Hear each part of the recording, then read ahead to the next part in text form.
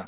오늘과 다음 주에 걸쳐 두 번에 걸쳐서 여러분들과 말씀을 나눌 텐데 어떤 말씀을 나누면 좋을까 생각을 하다가 이 말씀이 가장 좀 중요한 말씀이 아닐까 그런 생각을 하면서 준비를 했는데요. 예수님이 누구신가 하는 질문입니다. 우리가 이 땅 살면서 우리 스스로에게 던질 수 있는 가장 중요한 질문이 이것이 아닐까? 저는 그렇게 생각이 됩니다. 예수님은 누구이신가? 예수님은 나에게 누구이신가? 나는 예수를 누구라고 고백하며 살고 있는가? 하나님께서 허락하신 이 땅에서의 마지막 호흡하는 그 순간 나는 이 땅을 떠날 때 예수를 누구라고 고백하며 떠날 것인가? 이것이 저와 여러분 우리 모든 그리스도인들에게는 가장 중요한 질문이 아닐까 생각이 됩니다. 그래서 그 질문에 대한 답으로 오늘과 다음 주 두 번에 걸쳐서 여러분들과 말씀을 나누겠습니다. 오늘 본문 출애굽기 20장 4절 말씀은 여러분들 너무나 잘 아시는 말씀일 거라고 생각이 됩니다. 주일학교 때도 우리가 많이 배우는 말씀이죠. 아까 우리 선생님께서 말씀하신 것처럼 오늘 이 말씀은 10계명 가운데 제2계명입니다. 근데 여러분, 이 10계명이 언제 주어집니까? 아까 얘기 나눈 것처럼 이제 이스라엘 백성들이 애굽 땅에서 이집트에서 몇 년 동안 400년 동안의 노예 생활을 마치고 하나님께서 예비하신 그 땅으로 가기 위한 광야의 첫걸음을 떼던 그 순간에 지난주만 해도 400년 동안 노예 생활을 했던 그 사람들에게 하나님께서 주시는 10가지의 법입니다. 생각해 보면 이 법이라는 것이 어떤 때는 우리를 이렇게 옥죄이는 것 아닌가? 지금까지 400년 동안 노예 생활했던 애굽의 그 굴레에서 이제 막 자유의 몸이 된 사람들한테 하나님께서 또 다른 법으로 그들을 구속하시려고 하는 건가 생각하기 쉬운데, 여러분, 이 법이라고 하는 것은 이 10계명은 하나님께서 이스라엘 백성들을 옥죄려고 또 다른 법을 주시는 것이 아니라 그들로 하여금 참 자유를 맛보게 하시기 위해서 하나님께서 이스라엘 백성들에게 주신 10개의 법이었습니다. 여러분, 이 10계명을 우리가 아무리 잘 지킨다고 한들 그것이 우리 하나님에게 무슨 유익이 되겠습니까? 그죠? 내가 이웃의 것을 탐내지 아니하고 내가 안식일을 잘 지키고 또 내가 부모를 공경하고 또 내가 새긴 우상을 만들지 않으며 산다고 할지라도 그것이 무슨 하나님께 유익이 되겠습니까? 그죠? 10계명은 하나님의 유익을 위한 것이 아니라 우리의 유익을 위하여 하나님께서 주신 것이라는 사실을 기억할 필요가 있습니다. 새긴 우상과 아무 형상도 만들지 말라라고 우리 한국어 개정성경은 번역하고 있습니다. 그런데 이 번역을 조금 더 우리가 정확하게 한다면은 새긴 형상, 만든 형상을 만들지 말라는 것입니다. 우상으로 번역이 되어 있는데 우리 한국어 성경은, 영어 성경에 보시면 전부 다 이미지를 만들지 말라 그렇게 되어 있습니다. 그러니까 우리말로 좀 더 정확하게 번역한다면 너희 스스로를 위하여 새긴 형상을 만들지 말라가 될 것입니다. 오케이? 자, 여러분, 10계명 가운데 다른 계명들에 대해서는 부연 설명이 없어요. 부모를 공경하라, 간음하지 말라, 안식일을 거룩히 지키라, 그렇죠? 그런데 10계명 가운데 유일하게 두 계명에 관해서만은 하나님께서 좀 더 부연 설명을, 이렇게 좀 더 설명을 하시는 것을 볼 수가 있습니다.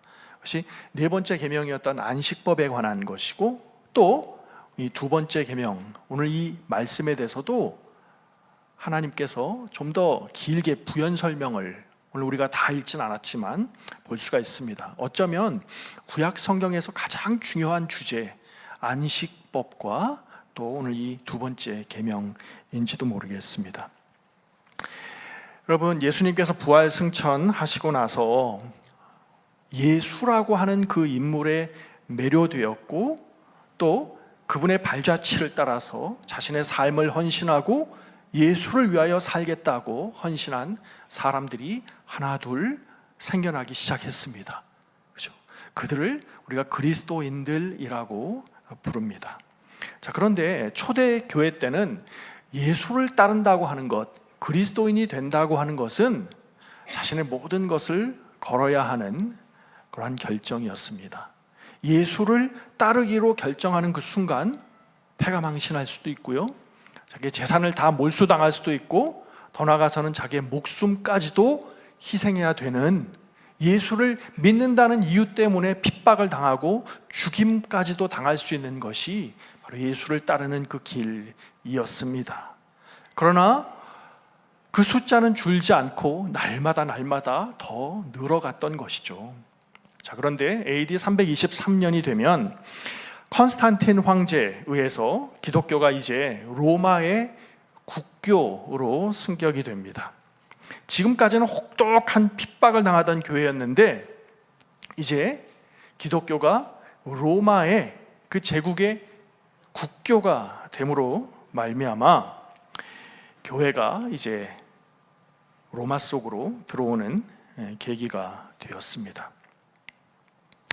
자, 그런데 여러분, 이 기독교가 로마의 국교가 되는 것, 이것은 우리 기독교에게 좋은 일이었을까요? 아니면 안 좋은 일이었을까요? 여러분 어떻게 생각하십니까? 한번 생각해 보세요. 제가 답은 말씀드리지 않겠습니다. 기독교가 로마의 국교가 되고 나서 기독교가 이제 로마의 구석구석 이제 로마의 세속 문화 속으로 들어오게 되었는데, 또한 한편 이 로마의 문화가 이제는 교회 안으로 흘러들어오게 되는 그런 계기가 되기도 했습니다. 자, 지금까지 이 그리스 로마, 그레코 로만 컬처 속에서는 유명한 위인들이나 또 신들이나 정치인들이나 황제나 이런 사람들의 형상 또는 조상, 조각, 이런 것들을 만드는 문화가 있었죠. 여러분, 뉴욕의 메트로폴리탄 뮤지엄이나 또 LA의 라크마나 폴 게리 뮤지엄이나 또 영국의 대형 박물관이나 이런 데 가보시면 참 큰 비중을 차지하고 있는 것이 그리스 로마 시대의 각종 흉상들과 조각품들, 유명한 사람들의 그런 모습을 이미지화, 형상화해 놓은 그런 조각품들인 것을 우리가 볼 수가 있습니다.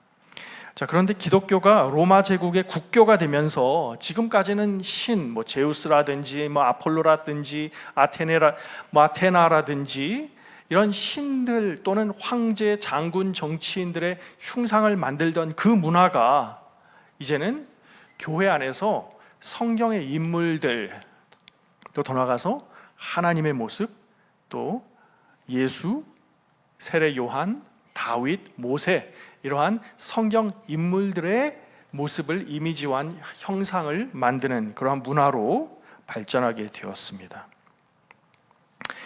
자, 시간이 많이 흐르고 나서 로마가, 영원할 것 같은 그 로마가 이제 동로마와 서로마로 나뉘게 되죠. 그래서 그때 8세기쯤에 로마는 로마의 그 바티칸을 중심으로 한 서로마와 또 비잔틴을 중심으로 한 동로마로 나누게 되었습니다. 그리고 교회도 그 로마 제국이 나누게 되면서 서로마를 중심으로 한 카톨릭 교회, 우리가 잘 알고 있는 성당이죠. 그리고 비잔틴을 중심으로 한 동로마, 이스턴 오르토독스, 동방 교회로 그렇게 나누게 되었습니다. 자, 그런데 8세기쯤 되어서 교회 역사 속에서 아주 중요한 사건 하나가 벌어지게 되는데요. 그 사건이 뭐였냐면 아이코노클라즘이라고 하는 사건이었습니다. 근데 여러분, 이 아이코노클라즘이 헬라어인데, 아이콘은 여러분 다 아시다시피 아이콘입니다. 형상, 이미지라는 뜻이에요. 그리고 클라즘은 무슨 뜻이냐면 부딪히다, 충돌하다, 파괴하다, 그런 뜻을 가지고 있습니다. 그러니까 아이코노클라즘 그러면 형상 파괴 운동이라는 뜻이 되겠죠. 근데 이것이 교회 역사 속에서 아주 중요한, 아주 의미를 지니게 됩니다. 왜냐하면 이 사건 때문에 동방정교회와 로마 카톨릭 교회가 이제 서로를 이단으로 정죄하면서 갈라서는 그런 결정적인 계기가 되었기 때문입니다. 서방 교회는 바티칸을 중심으로 한 그 서방 교회는 서로마 제국의 영향을 많이 받아서, 여러분 로마에 가보신 분들 아시겠지만 뭐 미켈란젤로나 뭐 다빈치나 뭐 라파엘로나 이런 사람들의 어떤 성경 인물을 조각해 놓은 그런 그림들 또는 조각들, 이런 것들이 뭐 베드로 성당 가도 그렇고 뭐 어느 그냥 동네 성당에 가도 그런 형상들이 지금도 가득합니다. 자, 그런데 지금도 마찬가지죠. 21세기인 지금도 여러분 동네 성당에 가보시면 성당 입구에 성모 마리아상이 세워져 있고, 또 베들레헴 마국간을 형상화해 놓은 뭐 네이티비티라든지 뭐 요셉상, 뭐 아기 예수, 뭐 그렇습니다. 제가 사진을 좀 부탁을 드렸는데, 여러분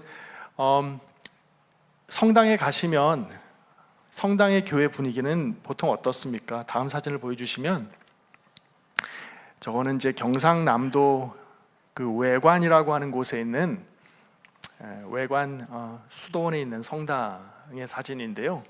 그러니까 전형적인 성당의 모습입니다. 성당에 들어가면 제일 정면에, 사람들이 딱 입구에 들어서면 가장 먼저 보이는 이 정면에, 우리는 이렇게 스크린이 있지만 성당에는 저 크루시픽스가 십자가에 달려 계시는, 못 박혀 계시는 그 예수님의 모습이 저렇게 걸려 있죠. 다음 사진을 보여주시면 저런 크루시픽스의 모습이 성당마다, 어느 성당이나 저렇게 예수님의 형상이 없는 십자가만 있는 그런 성당은 없습니다. 모든 성당은 저렇게 크루시픽스가 걸려 있죠. 우리 개신교는 어떻습니까? 개신교는 조금 이따 얘기할게요. 자, 그러고 나서, 그런데 이처럼 서방교회는 이런 입체 조형물들이 참 많았습니다. 그런데 동방정교에서는 어떤 생각을 가지고 있었냐면, 저렇게 아무리 성경 인물이고 예수님이고 뭐 다윗이고 모세고 그렇지만 이렇게 조각으로 돌을 새겨서 정으로 그걸 쪼아서 돌이나 다른 뭐 대리석이나 뭘 가지고 저렇게 이미지를 만드는 것은 제10계명이 제2계명에 위반하는 것이기 때문에 교회 안에서 이런 것을 우리가 해서는 안 된다라고 동방교회는 주장을 했던 것이죠. 그렇지만 서방교회는 어떤 입장이었냐면, 이것은 우상이 아니다. 이것은 단지 우리 신앙을 돕기 위해서, 하나님의 이해를 돕기 위해서 하나의 상징으로서 우리가 만드는 것이지, 이걸 우리가 우상으로 만드는 것이 아니기 때문에 교회 안에서 이런 입체 조형물을 만드는 것도 괜찮다 하는 것이 서방교회의 입장이었습니다. 우리 개신교는 어떤 입장입니까? 한번 교회를 둘러보십시오. 아주 전형적인 우리 개신교회의 그런 공간 안에서 우리가 지금 예배를 드리고 있는데, 일단 십자가가 크루시픽스가 아니죠. 그죠? 예수님의 형상이 없습니다. 우리는 최대한 시각적인 것을 다 이렇게 좀 제거한 그런 예배 공간을 선호하죠. 그래서 저 십자가도 참 특별한 십자가인 것 같아요. 어디서 이렇게 건축자재인데 H빔을 산소용접 해가지고 저렇게 십자가로 만들어서 이렇게 걸어놨습니다. 보통 우리 개신교는 어느 교회나 이렇게 가보면 대부분 파워포인트를 쏘기 위한 스크린이 가장 중앙에 놓여 있고, 또 찬양팀의 보면대와 오디오 케이블, 이런 것들이 우리 개신교회는 공간을 차지하고 있는 이제 그런 것들이 되고 있죠. 논쟁의 핵심은 이겁니다. 오늘 본문이 말하고 있는 색인 우상, 색인 형상을 만들지 말라는 하나님의 말씀이 3차원적인 입체의 조형물을 만들지 말라는 것이냐, 아니면 2차원적인 평면 이미지는 괜찮은 것이냐 하는 것입니다. 동방교회 가면 여러분 이콘이라고 하는 것이 있습니다. 그 사진을 좀 보여주시면요, 첫 번째 사진입니다. 맨 앞에 사진, 저겁니다. 저길 보시면 예수님이시죠.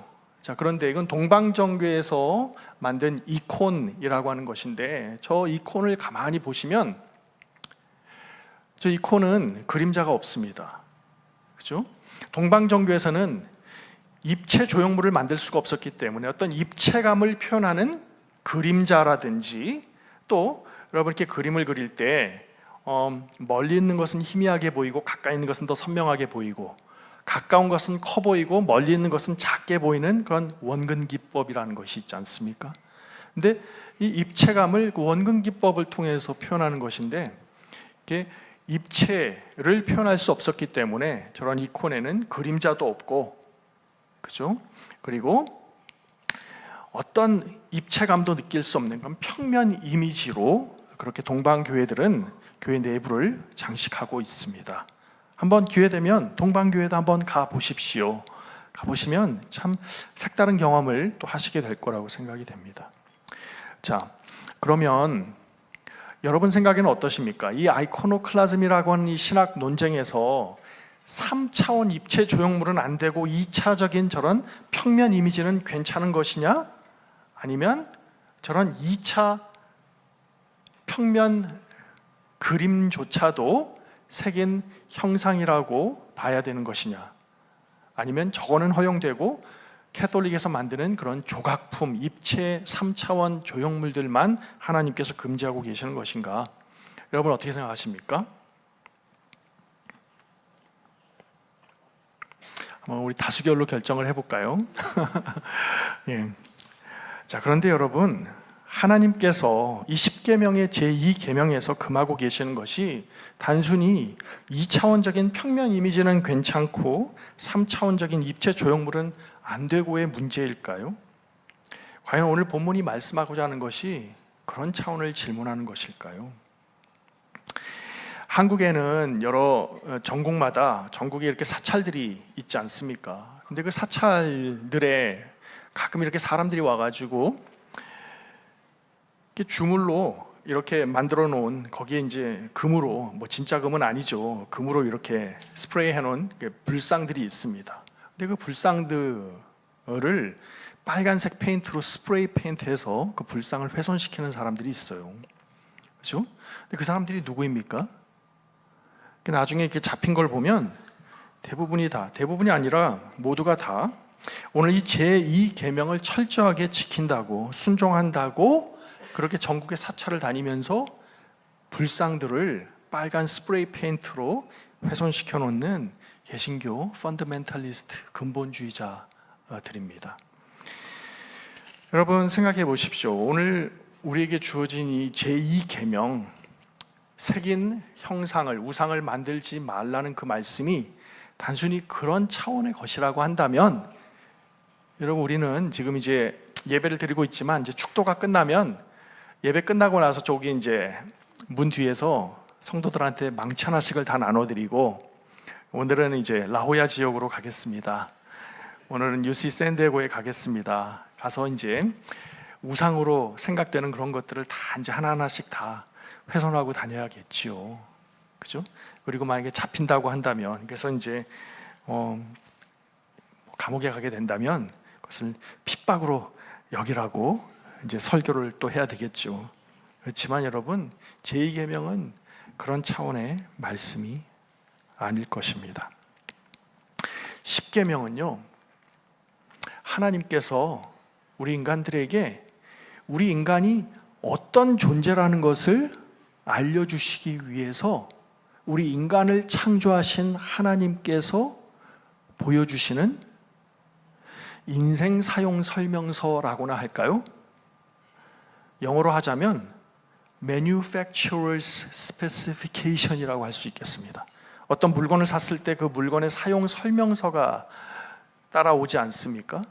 그것과 마찬가지로 하나님께서 우리 인간들을 창조하시고 너희들은 이렇게 살 때 가장 인간다워, 너희들은 이렇게 이 땅에서 삶을 영위할 때 가장 행복할 거야 라고 우리를 만드신 그분이 우리의 창조 의도를 담아놓은 우리의 인생 사용 설명서가 이 10계명이라고 할 수 있겠습니다.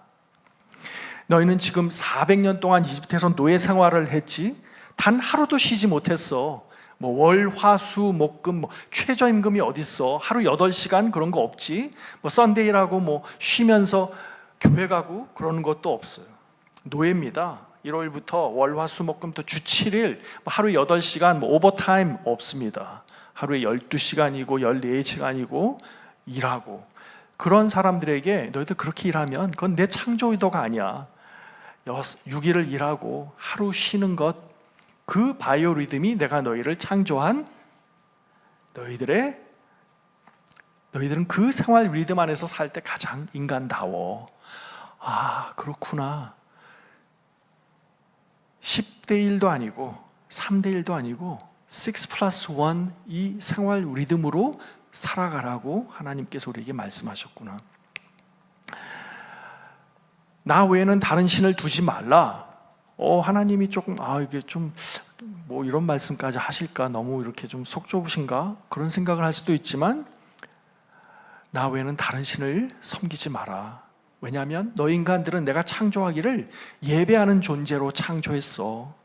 그리고 참된 하나님을 예배할 때 너희는 가장 행복한 존재로 너희를 창조한 거야. 그러니까 나 외에 다른 신을 두면 안 돼. 너희는 나만 섬기도록 지음받은 존재들이야. 지금까지 몰랐던 사람들에게 그거를 가르쳐주고 계시는 것이죠.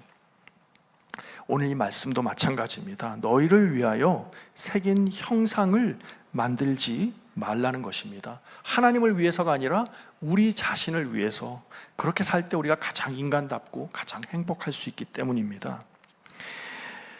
여러분, 이 계명, 이 제2 계명을 통해서 하나님께서 우리에게 가르쳐 주시는 것은 무엇입니까? 너희를 위하여 새긴 형상을 만들지 말라는 이 말씀은 하나님께서 우리를 창조하실 때 우리는 하나님을 imagine하는 존재로 창조하셨다는 것을 의미합니다. 한국말로 imagine를 번역하면 상상이잖아요. 근데 이 한국말의 상상이라는 그 말 속에는 왠지 좀 어감이 어떤 느낌이냐면 뭐 없는 것을 뭐 지어낸다, 만들어낸다, 그죠? 좀 허구, 뭐 SF, 뭐 좀 이런 좀 뉘앙스가 좀 있는 것 같아요. 뭔가를 이렇게 상상한다, 그죠? 그런데 imagine 한다는 그 영어 단어를 생각해 보면, imagine 한다는 것은 눈에 보이지 아니하는 것, 어떤 손에 잡히지 아니하는 것을 시각화한다. tangible 것으로, 그죠? 시각화한다는 걸 의미하는 것이죠. 하나님은 우리 인간을 그렇게 imagine하는 존재로 창조하셨습니다. 여러분, 하나님께서 우리를 창조하시고 그때 우리를 창조하셨던 그 캐릭터리스틱 중에 하나를 창세기 2장에서 뭐라고 이야기하냐면, 하나님께서 우리 인간들을 창조하시되 He created us according to His 뭐죠? image입니다. According to His image. 근데 생각해 보세요. According to His image. 하나님의 형상을 따라 우리를 지으셨다고 말씀하시는데, 하나님이 무슨 형상이 있으십니까? 그죠? 하나님이 눈, 코, 입이 있나요? 시스틴 채플에 미켈란젤로가 그려놓은 그 천지창조의 그림처럼 하나님이 막 근육질에 머리가 100발인, 어떻게 그게 또 100발인데 머리가 이렇게 근육질일 수가 있죠? 하나님이 그런 하나님이실까요? 예? 그런 아주 멋진 이탈리안 스텔리언 같은 그런 하나님이 무슨 형상이 있습니까? 근데 여기서 하나님이 당신의 형상을 따라 우리를 지으셨다는 그 말씀은 달리 해석하면 하나님은 상상하시는 존재이신 것처럼 우리도 하나님을 따라 imagine 하는 존재라는 것입니다. 우리는 뭘 imagine 하는가? 보이지 아니하시는 하나님을 imagine 하는, 하나님의 피조물이기 때문에 하나님을 머릿속에 그림 그리며 살도록 우리를 지으셨다는 것입니다. 그렇기 때문에 우리 모든 인간의 속성 깊은 곳에는 하나님을 알고자 하는 그 마음, 그리고 우리가 사랑하고 우리가 알고자 하는 그 하나님을 마음속에 그림 그리는 그 마음들이 저와 여러분 우리 모두에게는 있는 것이죠. 우리는 시각적인 존재들입니다. 보지 않고는 믿기가 어려운 존재들입니다. 그렇기 때문에 우리가 하나님을 섬긴다고 할 때 우리는 우리가 섬기는 그 하나님을 더 잘 섬기기 위해서, 더 우리가 하나님을 사랑하기 위해서 우리 하나님을 상상하는 그런 존재들로 우리 하나님이 그렇게 창조하셨습니다. 자, 그런데 하나님은 눈에 보이시는 분이 아니기 때문에 우리 인간들은 그러한 하나님을 인식하기 위해서 피조세계의 여러 상징들을 통해서 하나님을 상상하고 또 형상화합니다. 그렇죠? 인도네시아나 말레이시아나 태국 같은 곳에 가보면 코끼리를 신으로 형상화해 놓은 것을 보게 됩니다.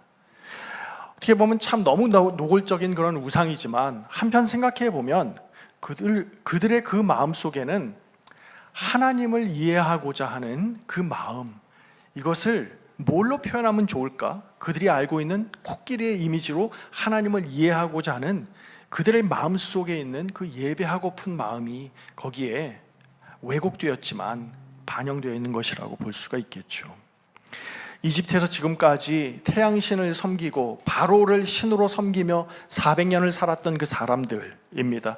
온통 사방에 신을 형상화해 놓은 그런 것들로 둘러싸여 400년을 노예로 살았던 그 사람들인데, 하나님께서는 이스라엘 백성들에게 너희가 이집트에서 보았던 그 모든 것들은 내가 6일 동안 창세기 1장에 창조하였던 그 피조물이 아니더냐. 하늘 위에 있는 것이나 땅에 있는 것이나 땅 아래에 있는 것이나 다 내가 손수 지은 것들이다. 그것들은 신이 아니다. 그러니 그 어떤 것이라도 너희가 하나님이라고 그것을 만들어 놓고 섬기지 말라. 그것들은 다 내가 만든 것이다. 그렇게 지금 말씀하고 있는 것입니다. 여러분, 여기까지는 참 이 말씀에 대한 쉬운 이해입니다. 그죠? 우상 섬기지 말라. 예, 맞죠. 그건 당연히 그렇게 해야 되는 것이죠. 자, 그런데 당연히 그러면 안 되는 것이죠. 자, 그런데 오늘 이 제2 계명에 대한 이해가 여기에서 그냥 멈추고 만다면 안 됩니다. 한 단계 더 나아가서 오늘 이 본문 말씀은 우리에게 어디까지 얘기하고 있냐면, 왜 하나님은 우리가 하나님의 형상을 만들면 안 된다고 금지하고 있는 것인가 생각해 보면, 그 형상 자체가 결국 하나님이 되기 쉽기 때문입니다. 출애굽 광야에서 여러분 기억하십니까? 하나님께서 독사에게 물린 사람들을 구원하시기 위해서 모세를 통해서 놋뱀을 높이 들라고 말씀하시죠. 그리고 이스라엘 백성들 가운데 이 놋뱀을 바라보는 자는 살 것이다. 그런데 너희 가운데 그 놋뱀이 뭐라고, 아무것도 아닌 그 놋뱀을 본다고 우리가 독사한테 물렸는데 살겠어? 라고 하나님의 말씀을 업신여기는 사람은 독사에 물린 채로 죽게 될 것이다. 그렇게 말씀하시죠. 어떤 백성들은 그 놋뱀을 바라보아서 살았고, 어떤 백성들은 독사에 물린 채 놋뱀을 바라보지 않고 죽었다는 것입니다. 자, 그런데 그렇게 놋뱀을 바라보아서 산 백성들 가운데 어떤 일이 벌어졌다고 출애굽기는 기록하고 있습니까? 나중에 그 백성들이 놋뱀을 하나님으로 섬기는 사건을 출애굽기는 기록하고 있죠. 저 놋뱀이 우리를 살렸다. 저 놋뱀이 하나님이다. 라고 그렇게 놋뱀을 섬겼다는 것입니다. 인간이 만들어낸 그 형상들은 하나님을 이해하는 하나의 시각 자료로 우리 인간들이 만들지만 그 형상이 우리에게 하나님이 될 수도 있다는 것입니다. 여러분, 제가 한 30대 때였던 것 같아요. 저는 아주 예수 영화에 심취한 적이 있습니다. 여러분, 그래서 지금 예수님에 관한 영화들이 지금 더 많아졌지만 그때 제가 보았던 게 한 17편인가 됐어요. 예수님의 일대기, 세례 요한의 이야기, 사도 바울을 영화화한 이런 것들. 하여튼 예수님에 관한 영화는 제가 있는 대로 다 보았던 기억이 나요.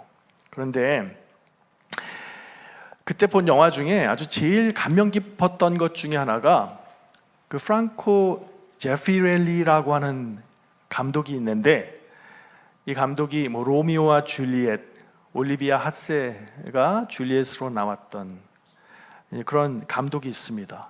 그 감독이 만든 예수 영화 중에 Jesus of Nazareth라고 하는 영화가 있습니다. 지금 저 포스터인데 아마 다 기억하실 거예요. 아주 예수 영화 중에 가장 대표적인 그런 작품이니까요. 누가복음을 근거로 예수님의 일대기를 영화로 만든 그러한 작품이었습니다.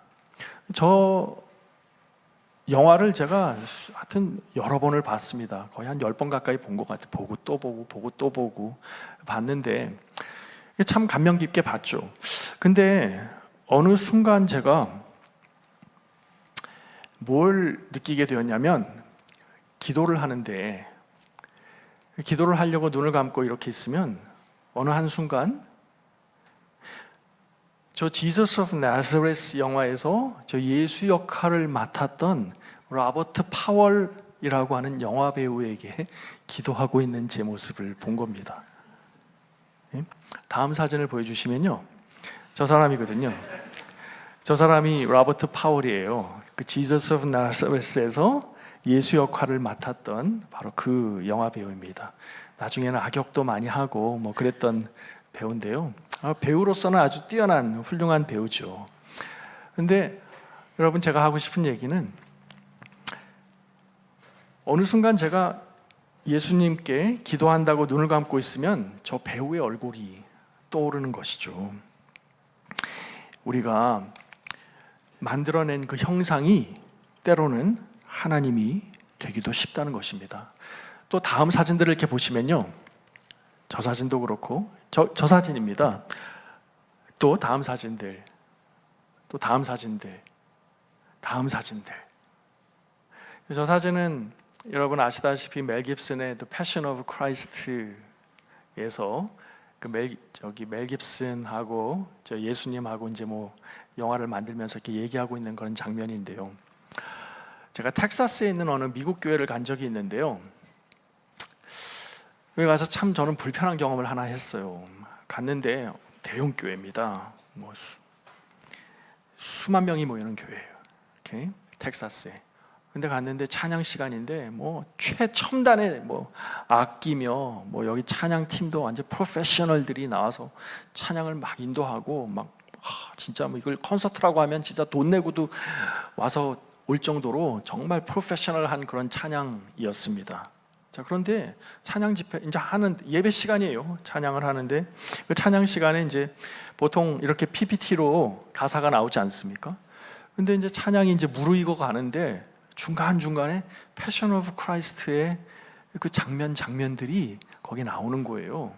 그러면서 그 영화 장면 밑에 찬양 가사들이 이렇게 자막으로 이렇게 떠 있고, 사람들은 정말 그 찬양에 심취해서 막 열심히 찬양하고 있는 그런 모습을 보았습니다. 근데 그걸 보면서 저는 좀 마음이 불편했거든요. 과연 우리가 믿는 예수님이 과연 저 영화에서 포트레이하고 있는 저 모습일까? 그 패션 오브 크라이스트의 예수 역할을 맡았던 그 영화 배우 이름이 짐 카비젤입니다. 키가 뭐 198, 아주 멋진 미남이죠. 다음 사진을 보여주시면 저 사람이거든요. 멋지죠. 눈도 파랗고. 예. 과연 우리가 알고 있는 예수님이 저 사람일까? 그죠? 그 텍사스에서 그 수만 명이 모여서 함께 예배드리고 있는데, 찬양을 하고 있는데 저 사람의 이미지가 계속해서 나오는 거예요. 그 예수 영화에서 예수님이 막 그 십자가를 골고다 언덕을 올라가면서 피 흘리고 있는 장면, 로마 병정한테 채찍질 당하고 있는 장면, 뭐 이런 것들이 나오면서 사람들은 막 뜨겁게 눈물을 흘리면서 찬양하고 있었습니다. 저는 찬양할 수가 없더라고요. 과연 저 사람이 내가 아는 예수라고?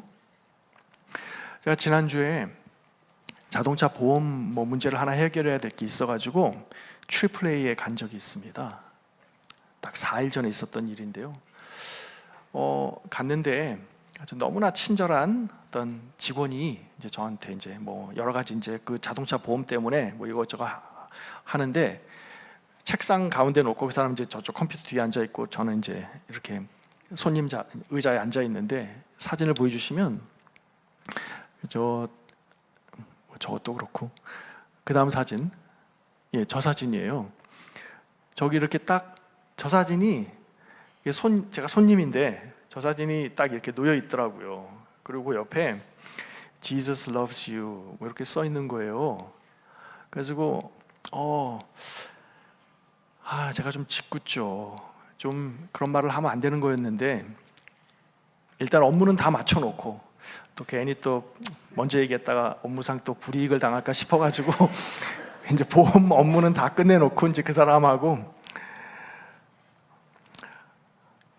so this is Jesus, huh? Yeah, Jesus loves you. Caucasian Jesus with the blue eyes, huh? 제가 그랬거든요. 그러니까 그 사람이 말을 안 하더라고요. 그냥 파란 눈을 가진 저 앵글로색슨 어디서 구한 사진인지 모르겠지만 저 사진을 앞에 놓고 트리플레이를 찾아오는 손님한테 Jesus loves you as if that image portrays the Jesus that we all worship 인 것처럼. 그래서 마음이 좀 불편하더라고요. 다른 데는 제가 잘 참아요. 그런데 저런 때는 내가 또 좀 참지를 못하고 또 이렇게 한마디를 하게 되더라고요. 왜냐하면 저런 이미지들이 우리의 예수상을 왜곡시키거든요. 제가 한국에 갔을 때요, 몇몇 교회에서 집회할 기회가 있었는데 정말 과장 안 하고 한 30% 교회들은요, 10교회를 가면 3교회가 찬양 시간에 이렇게 영화 장면들이나 또 아니면 우리가 알고 있는 그 명화 속에 나오는 예수님의 이미지들을 PPT로 띄워놓고 찬양하는 모습을 볼 수가 있습니다. 그런 생각이 들거든요. 우리가 생각하는 예수가 과연 저런 모습일까? 그죠? 어떤 미국의 복음주의가 만들어낸 그 바이블 벨트에서 만들어낸 그 어떤 눈 파랗고 금발에 정말 목수라고 하는데 제가 목수 일을 해봐서 알거든요. 목수가 저렇게 얼굴이 때깔이 좋을 수가 없어요. 근데 너무나 아주 곱상하게 생긴 근육도 하나도 없고 막 그런 이미지를 갖다 놓고 그걸 예수라고 우리가 찬양하고 그런 모습이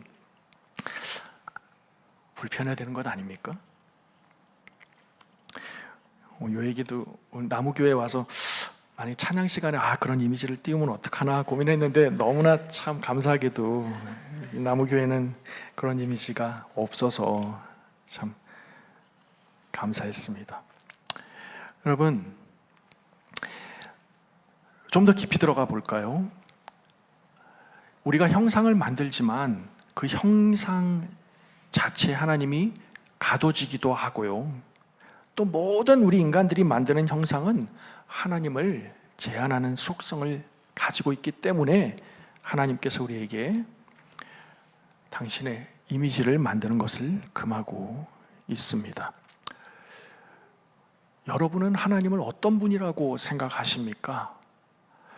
제가 지금 참 많이 후회하는 것 중에 하나가 제가 목회를 할 때 말이죠, 있었던 일인데, 여러분, 눈에 보이는 형상만 위험한 게 아니라 멘탈 이미지가 사실은 더 위험합니다. 이게 무슨 얘기냐면 하나님에 대해서 우리가 가지고 있는 어떤 인식들 있잖아요. 하나님은 이런 하나님이셔 하는 그런 이미지들이 아마 여러분들 다 가지고 계실 것입니다. 하나님은 어떤 분이십니까? 라고 만약에 제가 마이크를 드리든 하나님은 뭐 이러한 분이십니다 라고 다 말할 수 있을 것입니다. 그런데 우리가 생각하는 그 하나님의 이미지가 어느새 우리를 가둘 수가 있다는 것입니다. 저는 오랜 동안요, 이제 개인적인 얘기인데 하나님은 어떤 분이신가? 저는 딱 눈 감고 하나님에 대한 이미지를 딱 떠올리면 제게 하나님은 마치 빨간 모자 쓴 해병대 조교 같은 하나님. 그래서 나를 훈련시키시고 혹독하게 나를 단련시키시는 하나님, 시련과 고난을 주셔가지고 내가 막 어려운 일을 겪게 하시고 그러고 나서 내가 이 일을 잘 겪고 나면 내가 정금같이 나올 것이야, 이렇게 말씀하시는 하나님. 너희가 감당할 시험 밖에는 너에게 당한 것이 없나니 시험 당할 즈음에 또한 피할 길을 내시는 하나님. 그죠? 그런 하나님, 우리에게 고난 주시는 하나님, 그걸 통해서 우리를 아주 그냥 단단하게 훈련시키는 그런 하나님, 그런 하나님에 대한 이미지를 오랫동안 가지고 있었기 때문에 저는 목회하면서 내가 어떤 사람들한테 먹혔나 생각해 보니까 그런 격려가 필요한 사람들한테는 제가 참 잘 먹혔던 것 같아요. 설교 중에 여러분 엄살 피우지 마십시오. 이민생활 힘들다고. 여러분, 하나님께서 다 그 일을 통해서 여러분들을 지금 단련시키고 계시는 것입니다. 그 일을 잘 겪고 나시면 하나님이 우리를 더욱더 아주 단단한 하나님의 사람으로 겸비하시고 예비하실 것입니다. 엄살 피우지 마시고 잘 이겨내십시오. 막 이렇게 설교도 막 은연중에 이렇게 했던 거죠. 그러니까 그런 말씀이 필요한 분들도 있어요. 좀 막 채찍질하고 막 이런 걸 좀 필요한 사람들도, 그런 사람들한테는 그 하나님의 이미지가 너무나 중요했는지 모르겠지만, 반대로 또 교인들 가운데는 그런 하나님의 이미지가 아니라 하나님으로부터 위로받고 싶고, 내가 정말 부족하고 아무리 노력해도 그냥 계속 실패만 하고, 그런데 하나님이 나를 그냥 있는 이 모습 이대로 받아주시는 그런 하나님이실까? 그런 마음을 가지고 있는 사람들한테는 저의 그런 하나님에 대한 인식이 독이 될 수도 있었던 것이죠. 나중에 목회를 그만두고 나서 제가 그걸 참 후회하고, 참 내가 어리석었구나, 참 내가 진짜 참 모자랐구나, 그런 생각을 지금 참 많이 합니다. 하나님은 우리가 생각하는 어떤 한 고정 틀에 갇혀 계시는 하나님이 아니십니다. 하나님은 우리를 단련시키는 하나님이시라고만 생각하는 사람은 하나님이 사랑과 위로의 하나님이시라는 사실을 간과하기 쉽습니다. 하나님은 우리를 포용하시는 하나님이셔라고만 생각하는 사람들은 하나님께서 또한 심판하시는 하나님이시라는 사실을 간과할 수도 있습니다. 여러분, 어떤 이미지도, 하나님에 대한 이미지도 우리를 하나님에 대한 온전한 완벽한 이미지가 될 수가 없다는 것입니다. 더 나가 볼까요? 여러분, 교회가 우상이 될 수도 있습니다. 이게 무슨 말입니까? 우리는 하나님을 어떤 채널을 통해서 알아가고 있습니까? 어떤 사람은요, 어떤 한 신앙의 프로그램이 그 사람에게 새긴 우상이 되어 있기도 합니다. 예를 들면 위험할 수도 있는데 그냥 얘기는 안 하고 그냥 여러분들이 눈치채시면 좋겠어요.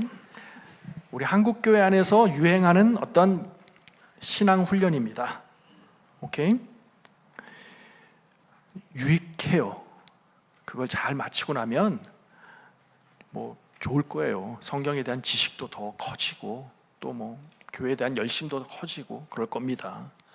그런데 그 신앙 프로그램이 그 사람한테게는 그것이 틀이 되어서 하나님을 아는 채널의 전부가 되어서 그 사람은 하나님을 그 틀만 가지고 이해를 합니다. 그리고 그 틀을 가지고 하나님을 이해하지 못하는 다른 성도들을 정죄합니다. 내가 아는 하나님 이런 하나님인데 왜 너는 그걸 몰라? 그러면서 자기가 알고 있는 그 하나님을 그 사람에게 강요하려고 하는 것이죠. 그런 것들 때문에 교회가 많이 어려워지는 것을 우리가 얼마나 많이 봅니까? 여러분, 이민교회가 또 하나님을 우리가 인식하는 하나의 이미지로서의 하나님에 대한 인식의 틀을 제한하는 그러한 세계 형상이 되기도 쉽다는 것을 저는 20년 동안 이민 목회를 하면서 참 많이 느꼈습니다. 우리가 신앙생활 잘하려고 교회에 모여 있는데 자칫 그 열심 자체가 어쩌면 우리에게 하나님 앞에 나아가는 그 발걸음을 오히려 더 옥죄는 그런 것이 될 수도 있다는 것을 느낄 때가 있습니다. 어떤 사람은 하나님에 대한 특정한 신앙 체험을 새긴 형상으로 삼고 살아가는 사람들도 있습니다. 한때 겪었던 어떤 하나님에 대한 특별한 신앙 체험, 거기에 그걸 통해서 하나님을 만났지만 평생 거기에만 묶여서 하나님에 대한 이해와 하나님에 대한 인식이 더 이상 확장되지 아니하는 그냥 하나의 고정된 형상으로 그 사람에게는 하나님께서 존재하는 것이죠. 하나님은 결코 예술 활동을 금지하시는 분이 아니십니다. 성막을 지을 때 인테리어를 어떻게 하나님께서 명령하시는지 보면 정말 이렇게까지 하라고 하면서 하나님께서 너무나 그렇게 아름답게 성막 내부를 장식하라고 하시는 것을 볼 수가 있습니다. 하나님은 그런 아름다운 것, 그런 어떤 예술 활동을 금지하시는 분이 아닙니다. 그런데 여러분 그 성막의 구조를 보십시오. 바깥들에서 안뜰로, 안뜰에서 성소로, 또 성소에서 이제 마지막 지성소로, 또 지성소 안에서 시은좌로, 그리고 지성소 안에서도 가장 핵심이라고 말할 수 있는 하나님께서 이스라엘 백성들을 만나주시겠다고 말씀하신 그 시은좌의 공간, 거기는 빈 공간이었습니다. 아무것도 없는 공간, 빈 공간입니다. 우리 하나님께서는 그걸 통해서 뭘 말씀하시는 것입니까? 나를 표현할 수 있는 그 형상은 이 세상에 존재하지 않는다. 내가 너희 인간들에게 줄 수 있는, 나를 이해할 수 있는 최고의 상징은 바로 이 빈 공간이다. 아무것도 없는 것. 이게 뭡니까? 하나님을 이해할 수 있는 어떤 틀도 우리 인간이 만들 수 없다는 것입니다. 신명기 4장에 보면 십계명이 주어지던 그 호렙산에서의 상황을 묘사한 장면이 나오는데 하나님께서 이렇게 말씀하십니다. 여호와께서 불길 중에서 너희에게 말씀하시되 음성뿐이므로 너희가 그 말소리만 듣고 형상은 아직 보지 못하였느니라. 여호와께서 호렙산 불길 중에서 너희에게 말씀하시던 날에 너희가 어떠한 형상도 보지 못하였은즉 너희는 깊이 명심하라. 스스로 부패하여 자기를 위해 어떤 형상으로든지 우상을 새겨 만들지 말라. 남자의 형상이든지 여자의 형상이든지 땅 위에 있는 어떤 짐승의 형상이든지 하늘을 나는 날개 가진 어떤 새의 형상이든지 땅 위에 기는 어떤 곤충의 형상이든지 땅 아래 물속에 있는 어떤 어족의 형상이든지 만들지 말라. 그리하여 내가 하늘을 향하여 눈을 들어 해와 달과 별들 하늘 위의 모든 천체 곧 너희의 하나님 여호와께서 천하 만민을 위하여 배정하신 곳을 보고 미혹하여 그것에 경배하며 섬기지 말라. 하나님께서 이 제2계명에 대해서는 정말 너무나 아주 길게 부연 설명을 하시는 것을 보게 됩니다. 하나님께는 이게 너무나 중요한 아젠다거든요. 여러분, 왜 하나님께서 그렇다면 우리가 하나님을 알고 하나님을 더욱더 예배하고 더욱더 사랑하기 때문에 하나님을 임매진하는 존재로 하나님께서 그렇게 창조하셨다면 그렇게 우리를 창조해 놓으시고 왜 우리로 하여금 새긴 형상, 하나님은 이런 분일 거야 라고 그렇게 하나님에 대한 이미지를 만드는 것을 다 제안하시는 걸까요? 하나님은 어떤 대안을 가지고 계시는 걸까요? 여러분, 신약 성경은 바로 이 질문에 대한 답이라고 말해도 과언이 아닙니다. 마태복음부터요 요한계시록까지 제가 참 신약 성경을 읽으면서 놀랐던 게 이 출애굽 이 제2계명에 대한 답변이 아닐까? 신약 성경이 그런 생각이 들 정도로 마태복음부터 요한계시록까지 그 성경 말씀이 구구절절 다 이 말씀에 대한 답변이에요. 무슨 말인지 들어보세요. 우리 인간은 하나님이 이런 분일 거야 라고 하나님에 대한 이미지를 우리 스스로 만들어서는 안 되지만 하나님은 그렇게 하셔도 괜찮습니다.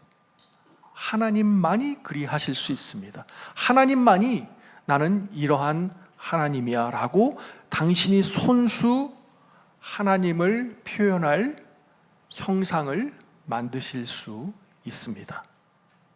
그죠? 그리고 아니나 다를까 하나님께서 그렇게 하셨습니다. 하나님께서 손수, 나는 이런 하나님이시라고 우리 인간들에게 보여주시기 위해서 당신이 손수 새긴 그 형상을 일컬어 우리는 예수라고 부르는 것이죠. 하나님이 당신의 형상을 새긴 그 사건을 일컬어 우리는 크리스마스라고 부르는 것입니다. 그렇기 때문에 여러분, 신약 성경은 곳곳에 들여다보면 예수가 하나님의 형상이라는 것을, 여러분 오늘 제가 보면 다 읽을 수가 없어요. 몇 군데만 대표적인 거 한번 보십시오. 여러분 다 잘 아시는 말씀입니다.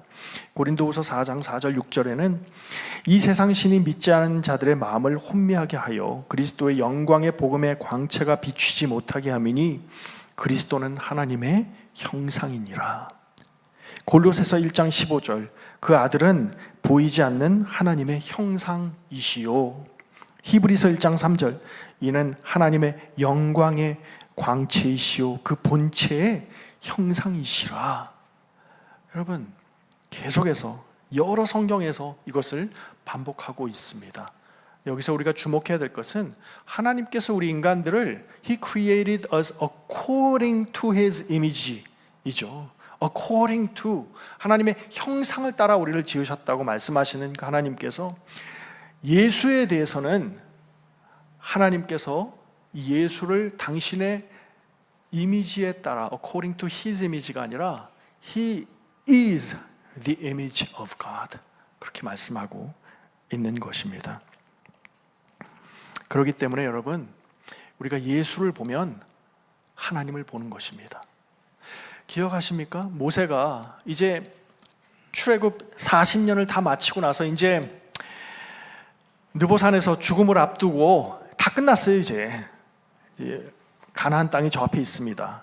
하나님 앞에 뭘 요구합니까? 평생의 요구가 아니었을까? 그리고 모든 인간들 마음 깊은 곳에 있는 그 바람이 아니었을까? 하나님, show me your glory. 당신의 영광을 내게 보여주시옵소서. 내가 지난 40년 동안 호렙산에서 당신을 그 불꽃나무 아래서 만난 이래 당신의 말씀에 명령 순종하여 40년 동안 이스라엘 백성들을 이끌고 여기까지 왔습니다. 한 번도 근데 당신의 얼굴을 본 적이 없이 여기까지 왔습니다. 늘 하나님은 제게 보이지 않는 분이셨습니다. 가려 계시는 분이셨습니다. 그토록 저한테 말씀하시고 그토록 저한테 이렇게 이스라엘 백성들을 이끌도록 동행하셨음에도 불구하고 지난 40년 동안 한 번도 저는 당신의 얼굴을 본 적이 없습니다. 이제 당신의 얼굴을 저에게 보여주십시오. 지금 모세가 하나님께 그렇게 지금 요구하고 있지 않습니까? 여러분 정말 기가 막힌 장면이죠. 그때 하나님께서 모세에게 뭐라고 말씀하십니까? 모세야, 내 얼굴을 보고 살 자가 없어. 근데 이렇게 하자. 내가 내 옆을 지나갈게. 그때 네가 내 얼굴을 정면에서 보지는 못할 거야. 내 얼굴을 정면에서 보고 나면 넌 죽어. 대신 내가 네 옆을 지나가고 난 다음에 너는 내 뒷모습을 보게 될 거야. 그렇게 말씀하시죠. 모세는 하나님의 그 뒷모습을 보고 이제 느보산에서 생을 마감하는 이야기가 여러분 기록되어 있지 않습니까?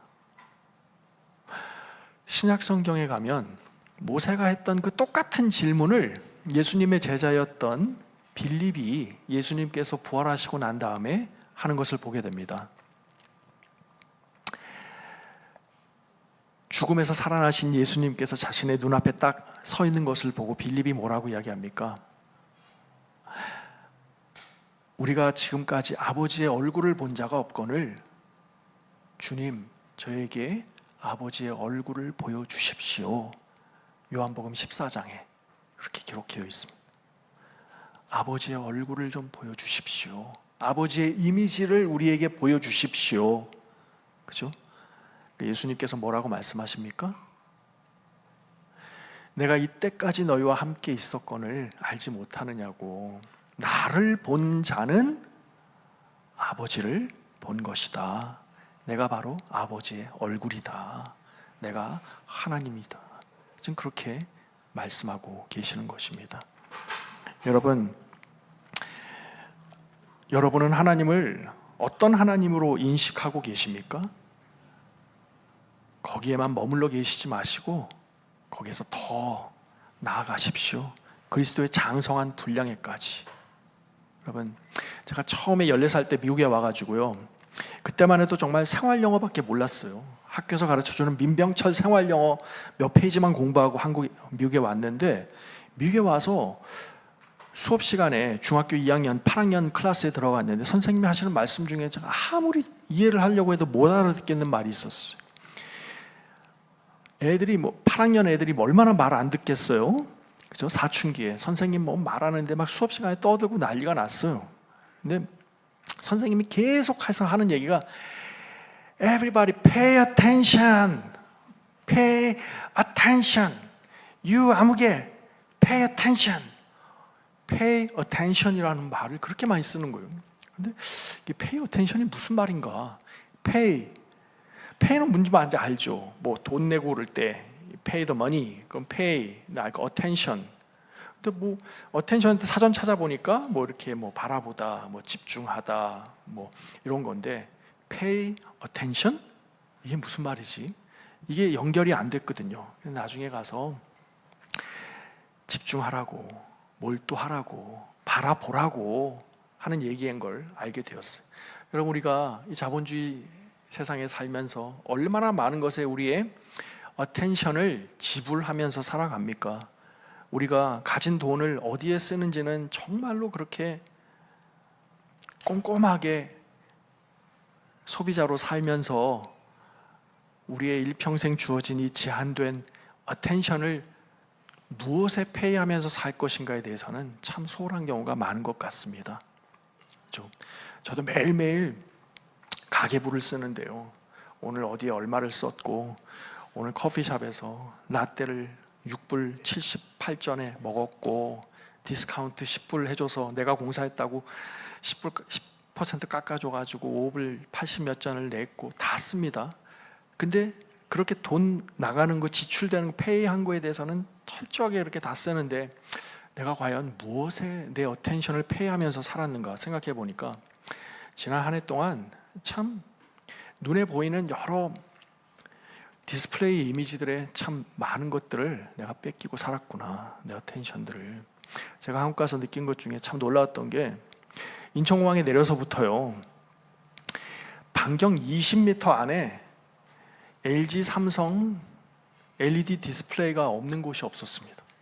식당마다 다 이제는 메뉴판도 LED 디스플레이고, 지하철역에 가도 그렇고 어디를 가도 디스플레이. 우리나라가 또 그런 거 잘 만들잖아요.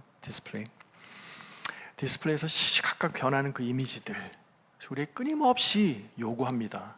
이거 사라고, 이거 알아야 된다고, 이거 모르면 뒤처지는 거라고, 이거 가져야 너도 행복한 거라고. 그러면서 우리에게 끊임없이 이 시대의 신이 누구인지를 그 디스플레이들이 우리에게 강요하고 있습니다. 그죠? 여러분, 얼마나 많은 사람들이 자기 전에 아이패드를 보면서 잠드는 사람들이 많습니까? 그죠?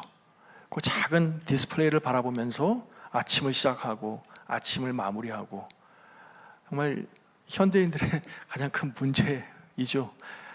저도 그렇습니다. 이렇게 많은 유튜브며 또 넷플릭스며 많은 이미지들을 가만히 보고 있다 보면 어느 순간, 지금 이 디스플레이가 나한테 이미지를 새기고 있구나.